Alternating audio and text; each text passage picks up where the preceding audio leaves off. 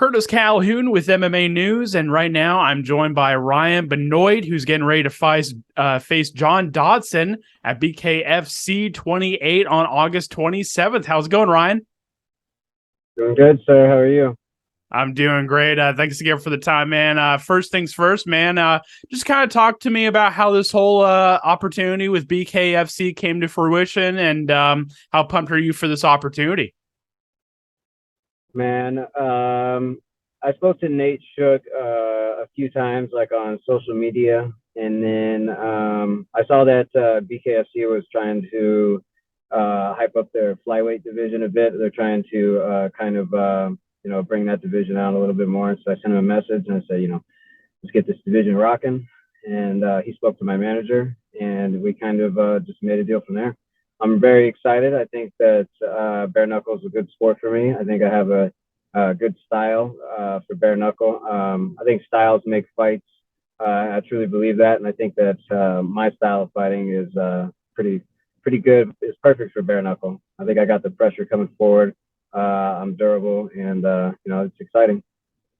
I was about to say, because even going back to your time in the UFC, you were always known for your power. So do you feel like that's going to be a big advantage for you as you make this jump into bare knuckle? Yeah, absolutely, absolutely. I think I naturally hit hard. I've been told that, since I got into the sport, what a hard hitter, what a hard puncher, kicker, everything I possess. And I think even if you kind of look at some of my stats, I have a lot of takedown attempts put on me by my opponents. I think the most I had was I don't know, 15 to 17 in one fight or something crazy like that. So I think that that kind of speaks out that the power is something that people respect me for. How much of a benefit is it for you as of right now to not have to focus about the other facets of MMA, getting ready for a fight with jiu-jitsu, wrestling, and all that, and just solely focus on boxing? How nice has that been for you? Man, it's hard to explain. A few other people have asked me what it's been like, and that's kind of the way that I describe it. It's just been so nice to not have to think about, possibly getting taken down or getting submitted or there's so many different factors of the way MMA fights go. You have so many different areas to prepare for. Even just training camp in general, getting ready for an MMA fight, it's a painful camp. It's a lot more taxing on your body after 8 weeks of doing, grappling, wrestling, jiu-jitsu, going up and down. Everything's MMA is a hard sport. So I've really enjoyed this whole process. I've enjoyed the whole process of just coming to the gym and throwing punches and just shadow boxing. I don't have to worry about takedowns. Even myself, like, I had to kind of like get away from like the idea of like getting in tight on my opponents for a takedown. Some of the guys I've sparred, I've kind of naturally started to kind of do MMA moves. So it's been cool. It's been a unique process. I haven't done anything like this in a while. When I first got into MMA, I was doing a lot of boxing. Even I had periods in my career where I did lots of boxing, and I had always kind of thought like, man, it'd be so nice just to do this to get ready for a fight. And now we have that going on with bare knuckle. I spoke with Jimmie Rivera, another former UFC fighter, not too long ago, and the one thing he said about bare knuckle is that he feels like it's almost added longevity to his career, right? Because obviously you're not worrying about the wear and tear of submissions, of wrestling, jiu-jitsu, and all that. Do you feel like that's the case? Yeah, I'm not sure how that's going to work out in the longevity wise. I'd say, probably on my entire body for sure. I've had a few shoulder injuries. I've had some really bad hip injuries. Most of them come from being either put in weird positions or submissions, or just kicking in general is really tough on your hips. Even if you're a flexible guy, like my case, for instance, I was a flexible guy, I threw lots of kicks, and then I ended up developing lots of scar tissue. Then my cartilage started to go in my hip, and I ended up having to have a surgery. My labrum got torn. This is just from kicking, and then we take the kicks out completely. And I haven't fought bare knuckle yet, so I feel like just going into this, my body feels great. My body feels a lot stronger. My health feels a lot better. I'm not hurting in the same places that I'm normally hurting when I'm getting ready for fights. So I think Jimmie could be onto something, that this could definitely add some longevity to my career. What have you taken away from watching other former UFC fighters like Paige Van Zandt, Chad Mendez, Mike Perry, and others who have made that move to bare knuckle? What are some things that you've learned from watching them fight?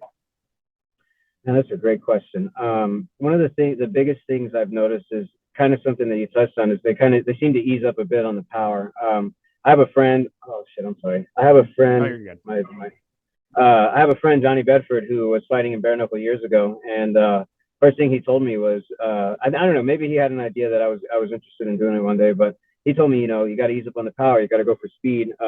It's a different game. You can't punch them as hard as you can like you do in MMA. You got to be a little bit more careful, and I think that's probably been my biggest takeaway from watching these guys is that you know you can't load up on the big shots like you can when you have MMA glove on. MMA gloves don't protect much either, but it allows you to kind of get a better grip on your punch at least. It allows you to kind of load up on your punch at least. So I think that's kind of been my biggest takeaway from these guys. That and they seem to cover up and kind of block slightly different than typical boxers.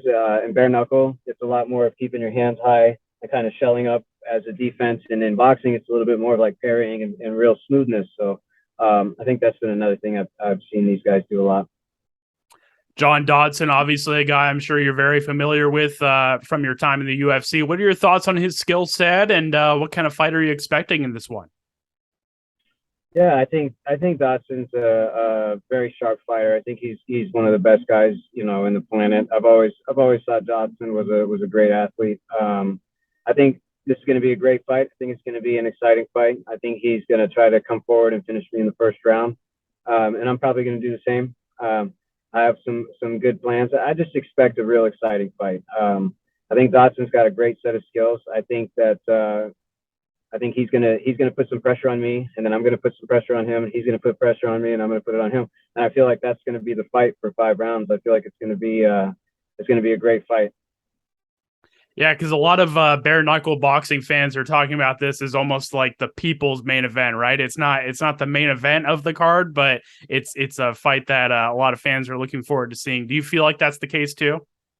Absolutely. I thought we were going to be the main event. I think this is a very exciting fight. I feel like this is going to get a lot of eyeballs, not just from bare knuckle fans, but probably from MMA fans and martial arts fans. I think it's an exciting fight seeing two guys fresh out of the UFC, two guys that are still young and hungry and can still make names for themselves and continue to be at the top and become. I think he and I both have the potential to be world champions in this sport. So I almost feel like this is a big setup for this division, I feel.